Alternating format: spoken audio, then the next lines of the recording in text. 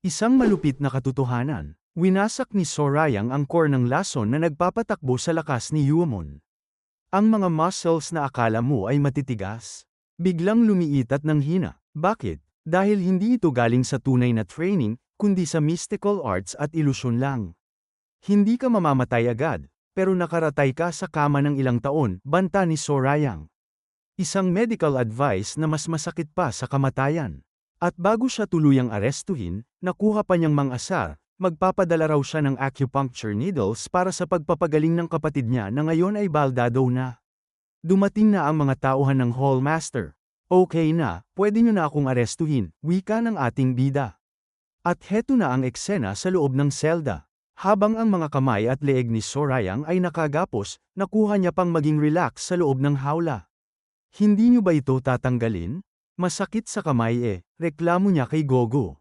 Pero seryoso ang ating Hallmaster, criminal daw si Sorayang sa mata ng batas ngayon, kahit temporary lang. Kaya hindi niya raw maaring pagbigyan ng kahilingan nito. Hindi ko alam kung paano mo narinig yun pero seryoso ako nang sinabi kong magiging mahirap ang lahat, wika ni Gogo. Pero hindi nagpapigil ang ating bida. Binara niya si Gogo, masyado kang makitid mag-isip. Ayaw mo lang ng gulo sa cult kaya ka nag-mediator, di ba? Isang linyang tumama sa sentro ng pagkatao ni Gogo. Matalinong pangangatwiran. Paano magkakaroon ng conflict kung ang kabilang panig ay wala ng kakayahan? Dahil baldado na si Yuamon, wala na ring silbi ang peace treaty ni Gogo. Ang sitwasyon ngayon ay naaayon na sa iyong kagustuhan, kaya bakit mo sinasabing magiging mahirap ang lahat, wika ni Sorayang. At para patunayan na hindi siya natatakot, isang malupit na galaw ang ginawa ng ating bida, sa harap mismo ni Gogo, pinutol ni Seryang ang kadena gamit ang purong lakas. Halos lumuwa ang mata ng Hallmaster dahil ang kadenang iyon ay gawa sa prohibited sea iron, isang materyales na dapat ay hindi kayang wasakin ng ordinaryong tao. Sa tingin ko, sapat na ang pasensya ko sa kabila ng pagiging disipulo ko, wika ni Sorayang. Isang babala na ang kanyang pananatili sa selda ay tanda lang ng respeto, hindi ng kahinaan. Kayang-kaya ng ating bida na tumakas bago pa man siya malagyan ng kadena. Hindi pa tapos ang ating bida. Nang tanungin siya ni Gogo kung anong gagawin niya kung hindi siya palayain, diretsahan niyang sinagot na alam niyang hindi siya ang tipo ng tao na mag-aksaya ng oras sa mga walang kwentang teorya. Aalis na ako, deklara ni Sorayang. Binitawan ni Gogo ang kanyang huling hirit, babantayan kita. Pero ang sagot ni Sorayang, sige, pero wag kang hamarang sa daraanan ko. Isang direktang banta sa penal law hall. Kahit pa ipaalala ni Gogo na isa lang siyang candidate at hindi pa successor, hindi nito natinag ang kumpiyansa ni Sorayang. Habang naglalakad palayo si Sorayang, naiwang tulala si Gogo. Hindi lang kasi brutal ang sining ng ating bida, napansin ng Hallmaster na ang sword technique ni Sorayang ay galing sa orthodox faction. Paano nagkaroon ng righteous skills ang isang young lord ng demonic cult? At heto ang malupit na hinala ni Gogo, katulad ko rin ba siya? Pero habang nag-o-overthink ang Hallmaster, heto ang ating bida, parang walang nangyari. Magdagdag pa ng pagkain, sigaw ni Sorayang sa kanyang mansion.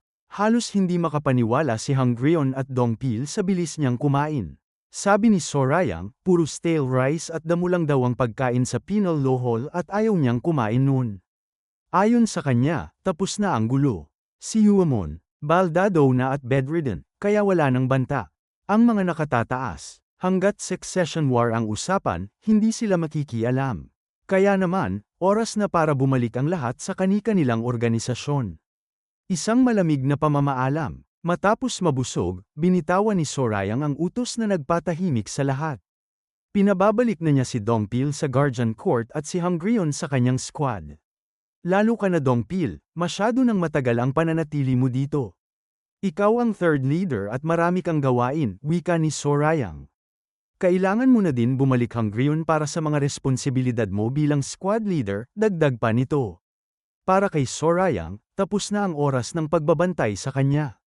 Sumagot si Hungrion, ginagawa ko na yan, hindi mo na kailangan sabihin. Tapos nang kumain ang ating bida at nagpapaalam na itong aalis. Wala siyang puso, kailangan bang malamig ang pakikitungo niya bago siya umalis, wika ni Hungrion.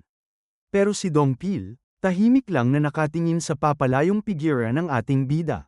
Pakiramdam ko, Nagpapaalam na ang young master sa atin sa huling pagkakataon, bulong ni Dong Pil.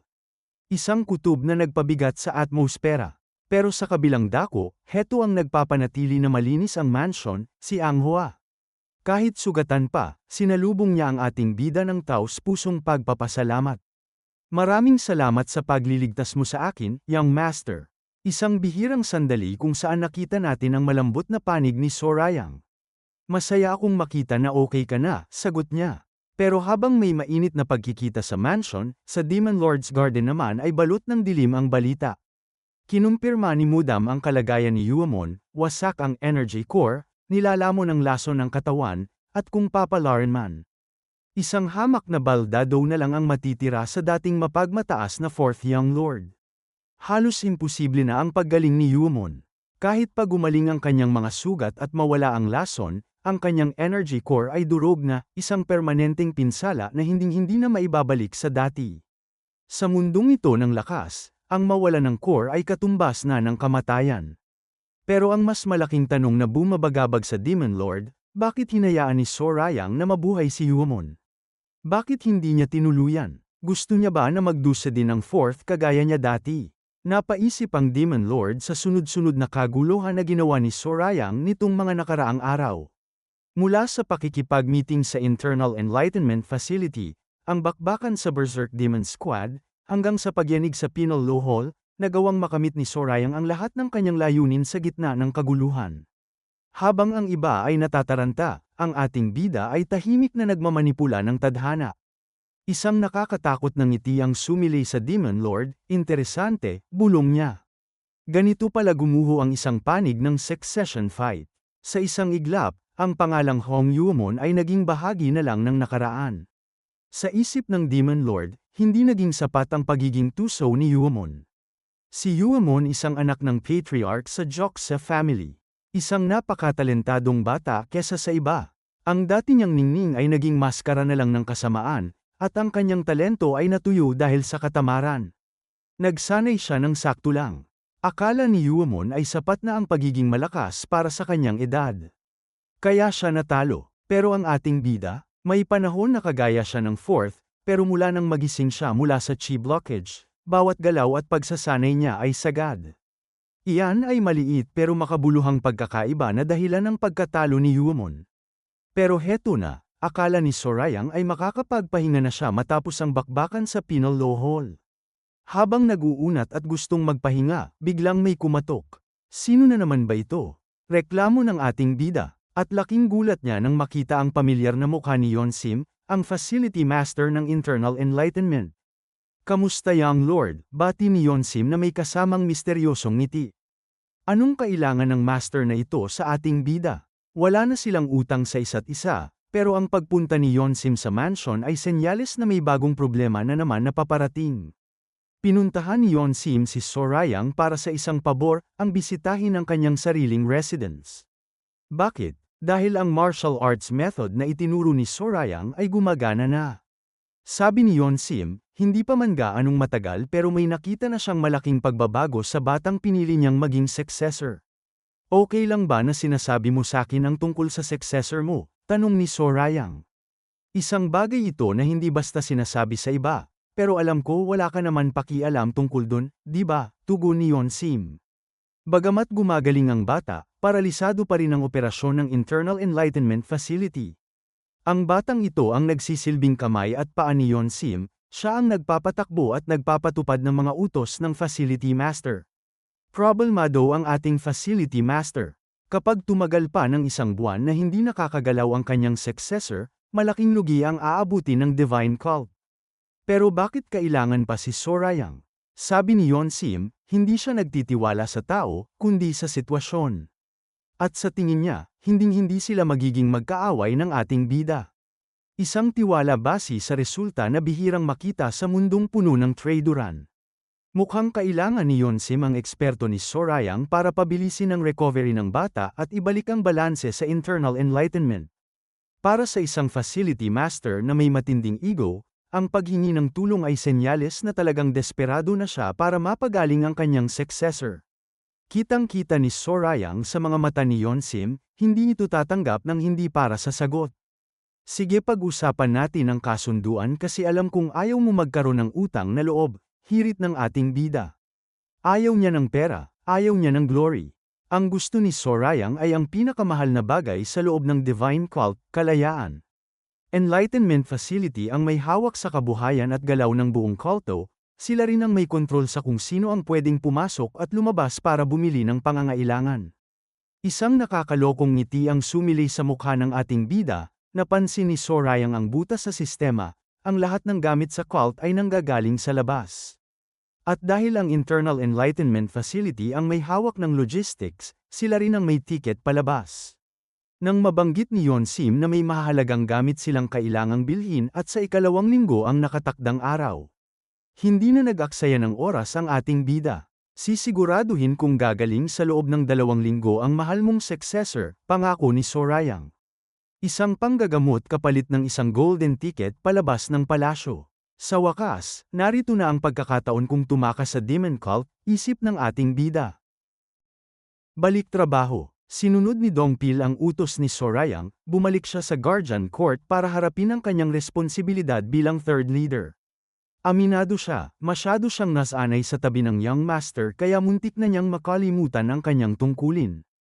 Habang nagpapakalma ng kanyang chi, isang mensahe ang dumating, ipinapatawag siya ni Lee Gunsong, ang first leader. Isang seryosong usapan ang naghihintay, dahil sa loob ng Guardian Court, kapag ang first leader na ang nag-utos, sigurado itong mahalagang mission.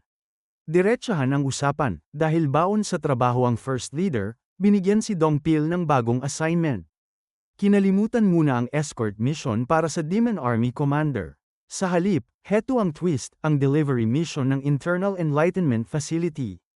Isang beses lang ito mangyari kada 3 buwan, ang paglabas ng mga miyembro para kumuha ng mahalagang supply. At dahil ito ang buwan ng delivery, si Dongpil ang naatasang maging escort. Nagulat ang ating third leader, bakit kailangang ang Guardian Court pa ang kumilos para sa isang simpleng delivery?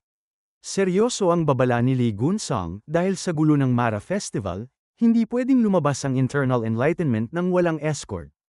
Binigyan niya si Dongpil ng isang scroll na dapat sunugin matapos basahin, isang misyon na magaganap sa loob ng 2 linggo. Sakto sa plano ni Sorayang. Pero habang naghahanda ang Guardian Court, ang ating bida ay nasa residence na ni Yonsim para makilala ang pasyenteng gagamutin niya. Ang pangalan niya, Juhwa. Huwag kayong paluloko sa itsura niya. Ayon kay Yonsim, si Juhwa ay isang henyo na pumasok sa cult. Hindi lang siya basta martial artist, siya ang shadow overseer na nagpapatakbo ng Internal Enlightenment Facility. Kaya pala halos tumigil ang operasyon ng buong organisasyon nang mapilay siya. Kahit si Sorayang, hindi mapigil ang humanga. Kaedad lang niya ang babaeng ito pero hawak na ang ganito kalaking responsibilidad. At ang mas malupit, sa loob lang ng ilang araw, na-decipher na ni Juhwa ang boundless technique na itinuro ni Sorayang. Isang kahangahangang babae, hindi nag-aksaya ng oras si Sorayang, sinuri niya ang pulso ni Juhwa at pinakawalan ng kanyang demonic energy. Kahit si Yonsim, napanganga sa kalidad ng chi ng ating bida. Nakakamangha, bulong niya sa sarili. Dahil natutunan na ni Juhwa ang bahagi ng boundless technique, madaling napagsabay ni Sorayang ang kanyang enerhiya para ilabas ang lason sa pamamagitan ng dugo. 10 araw ang lumipas. At isang araw bago ang takdang araw. Gising na si Juhwa. Tapos na ang misyon, pero dito palang magsisimula ang tunay na laro. Ngayong gising na ang kanyang successor, hiningi na ni Sorayang ang kabayaran. Pero laking gulat ni Yonsim nang marinig ang hiling, ipuslit siya sa labas ng kulto kasama ang delivery squad nang hindi nalalaman ng Demon Lord. Naintindihan mo ba kung gaano kahibang yang kahilingan mo, wika ni Yonsim? Hindi ko alam yun. Pero ang tanda ko ayaw mo ng pabor kundi isang transaction, tugon ng ating bida.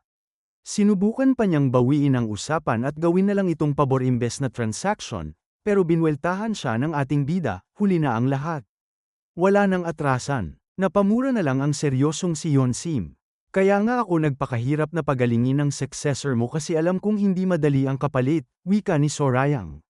Todo tanggi si Yonsim, ayaw niyang madamay sa panloloko sa Demon Lord.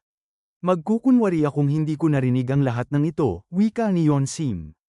Pero heto ang banat ni Sorayang na nagpatahimik sa kanya, hindi ito panloloko sa cult leader. Bakit? Dahil ang Demon Lord ay hindi interesadong bantayan ang bawat kilos ng kanyang mga disipulo. Siya ay namumuno lang sa atin at hindi para kontrolin.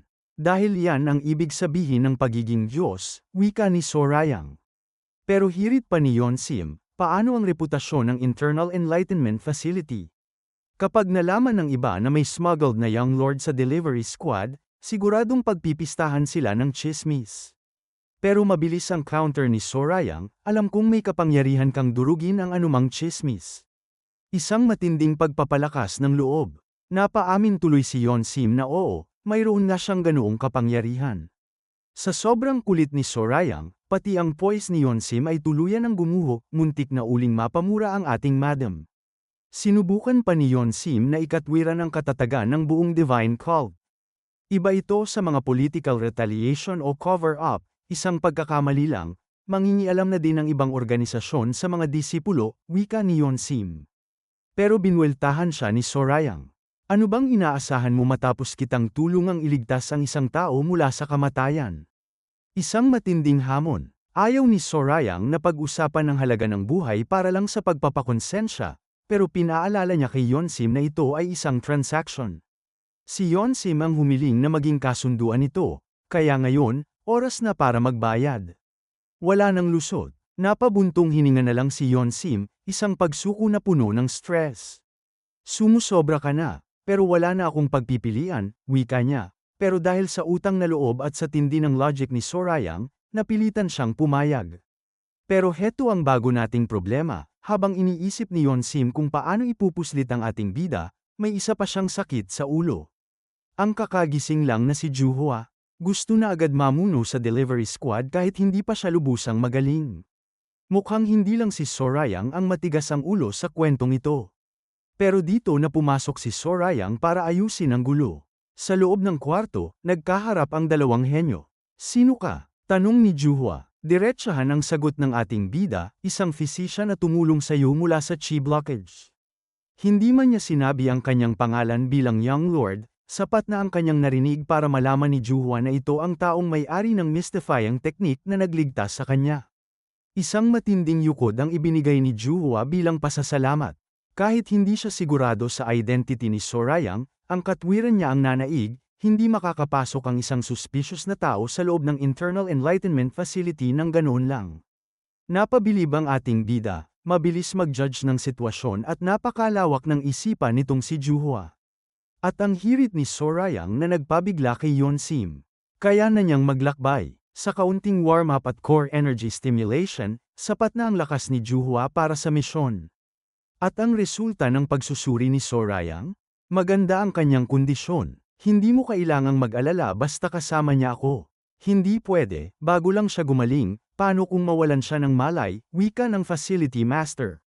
Kahit anong pigil ni Yonsim, nanaigang katigasan ng ulo ni Juhua. Mas gugustuhin ko pang mamatay kaysa maging walang silbi, deklara nito. Dahil dito, wala nang nagawa ang facility master kundi hayaan ang delivery squad na umalis. Pero ang tunay na bida sa paglalakbay na ito, walang iba kundi si Sorayang. Ramdam na ramdam niya ang pananabik, halos isang taon din siyang nagtiis sa loob ng Heavenly Demon Cult. Para sa kanya, ang bawat hininga sa labas ng cult ay parang ginto. Pero huwag kayong maliligaw, dahil may plano ang ating Assassin King, kung magiging maayos ang lahat, habang buhay na siyang makakatakas. Ang destinasyon nila, Jiangxi. Isang pamilyar na teritoryo para sa kanya dahil doon matatagpuan ang dalawang safety houses na ginawa para sa mga elite assassins. Kahit medyo malayo ito sa Guangdong, kalkulado na ni Sorayang ang lahat, sa kasalukuyan niyang lakas, kayang-kaya niyang takbuhin ito sa loob ng 3 araw nang walang pahinga. Kung makakarating siya doon na magsisimula ang kanyang buhay na malayo sa gulo ng succession. Sinubukan ni Juhua na humingi ng tawad sa inasal niya dahil hindi niya alam na siya ang third young lord. Wala yon, kalimutan mo na yon, ako nga dapat ang humingi ng tawad dahil bigla akong pumasok sa kwarto, tugon ng ating bida. Nagpasalamat din si Juhua kay Sorayang. Kundi dahil sa kanya, hindi siya makakasama ngayon at hindi siya gagaling sa chi blockage. Pero ang ating bida, ayaw niyang angkinin ng credit at nagkataon lang raw na may alam siyang paraan. Para sa kanya, si Yonsim ang tunay na nagligtas sa dalaga. Pero sa gitna ng kanilang usapan, biglang nagbago ang ihip ng hangin. Isang pamilyar na enerhiya ang naramdaman ni Sorayang, mabigat, matapat, at punong-puno ng loyalty. Hindi kaya. Bulong niya sa sarili. At tama nga ang hinala niya. Pagbukas ng eksena, lumitaw ang third leader ng Guardian Court, si Ma Dongpil. Kasama ang buong third squad, sila ang inatasan na mag-escort sa delivery squad hanggang Jiangxi. Halos himatayin sa gulat ang ating bida. Bakit si Dongpil pa? Sigaw ng kanyang isipan. Ang delivery squad ay binubuo na ng mga bihasang miyembro ng kulto, kaya bakit kailangan pa ng extra escort? Ito na ang tinatawag nating malas, ang taong pinaka-nakakakilala sa kanya ang siya pa mismong magbabantay sa caravan. Tinanong ng ating bida kung kamusta na ang pakiramdam ni Juhua at nagkunwaring tutulungan ito mag-circulate ng chi. Para hindi na lalong mag-isip si Juhua, pinatulog muna siya ni Sorayang. Ang pagtulog ang pinakamabisang gamot ika nga, pero ang tunay na problema ay ang nasa labas ng karwahe. Hindi na nakatiis ang ating bida at diretsahan ng kinontak ang isip ni Dongpil. Hoy, Dongpil! Isang sigaw sa loob ng utak ng third leader na nagpatalon sa kanya sa gulat. Akala ni Dongpil ay namamalikmata lang siya, pero kumpirmado, ang kanyang young master ay nasa loob ng delivery squad. Young master, anong ginagawa mo dito? Tanong ni Dongpil. Huwag ka magsalita at gamitin mo ang distant whispering technique para kausapin ako, bulong ni Sorayang. Nagtataka ang ating bida, bakit ba kailangan pa ng escort ng isang delivery squad na puno na ng mga eksperto? Ang sagot ni Dongpil, ang papalapit na Mara Festival. Dahil sa tensyon sa loob ng kulto, ayaw ni Lee Gunsong na may mangyaring aberya sa supply run. Pero ang mas mahalaga kay Dongpil, young master, may secret mission ka ba? Ang sagot ni Sorayang, parang ganun na nga.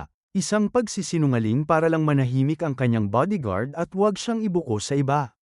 Sabi na nga ba, parang masyadong naging madali ang lahat, isip ni Sorayang.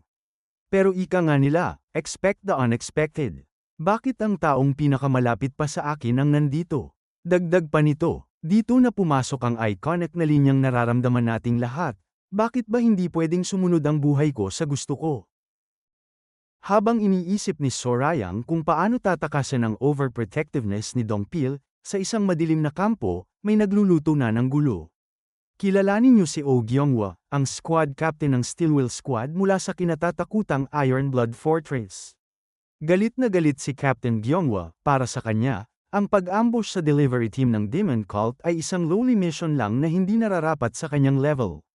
Squad captain, sila ay malaking organisasyon, pakiusap, piliin mo ng mabuti ang iyong salita, wika ng vice captain. Ang lakas ng loob mong pagsabihan ako, galit na tugon ng captain. Sa sobrang yabang niya, pati ang sariling vice captain ay minamaliit niya. Pero heto ang mas matindi, hindi lang Iron Blood Fortress ang nandoon. Mukhang kailangan nilang makipagtulungan sa mga beastly bastards mula sa Southern Savage Beast Palace. Sising-sisi si Gyeonghwa na kailangang makisama sa mga taong kumikilos na parang mga hayop. Pero kahit labag sa loob niya, may isang bagay na nagpapasabik sa kanya, halos 10 taon na raw mula nang huli silang makakita ng mga tao mula sa Demon Cult. Inaasahan ng captain na magiging masaya ang mga mangyayari. Gising na si Juhua. Matapos ang mahabang tulog, nagulat pa ito nang mamulat ang kanyang mga mata. Ingat ka, baka mabinat ka, mapapag-alitan tayo ng facility master. Wika ni Sorayang. Akala ni Juhua ay ilang oras lang siyang nakatulog, pero ayon kay Sorayang, isang araw at kalahati na siyang natutulog. Mabuti na lang raw at pinatulog niya ito dahil madami agad itong ginawa kahit kagagaling lang sa chi blockage. Pinaalalahanan niya si Juhua na kahit gaano siya maghanda at mag-circulate ng chi, tao pa rin siya na napapagod. Maliban na lang kung nasa supreme peak level na siya, kailangan ng katawan niya ang pahinga. Inabot ng ating bida ang pagkain dahil alam niya gutom na ito. Pero heto at biglang lumitaw ni Goldie. Halos mapatalon sa gulat si Juhua nang makita ang isang fox sa loob ng karwahe. Goldie, kumain na tayo, wika ni Sorayang. Young Lord, pet niyo ba yan? Tanong ng nagtatakang dalaga. Ang sagot ni Sorayang, nagkataon lang na napasama siya sa akin. Isang cute na moment sa gitna ng tensyon. Paglabas ni Sorayang sa karwahe para lumanghap ng sariwang hangin, agad siyang ipinatawag ni Dongpil sa gitna ng kagubatan. Alam ni Dongpil na delikado ang ginagawa niya, pero may impormasyon siyang hindi pwedeng ipagpaliban. Ano bang seryosong bagay yan? Tanong ni Sorayang. Ang sagot ni Dongpil ay isang mensahe na natanggap ng Guardian Court bago pa man sila umalis. Mukhang ang pagpapadala sa kanila bilang escort ay hindi lang basta standard procedure, ito ay isang paghahanda para sa isang bagay na mas malaki. Totoo ba ito, Dongpil? Tanong ng ating bida. Samantala, sa isang hindi malamang lugar, isang misteryosong pag-uusap ang nagaganap. Ang First Elder ay nagbabalik mula sa kanyang paglalakbay sa labas. Ang mundo ay puno ng kasamaan, ika niya. Pero kahit ganun, hindi niya nakalimutan magdala ng regalo na nagmula sa West. Sa gitna ng Jiangxi, isang magkaibigan na pinag-uusapan ang nagaganap.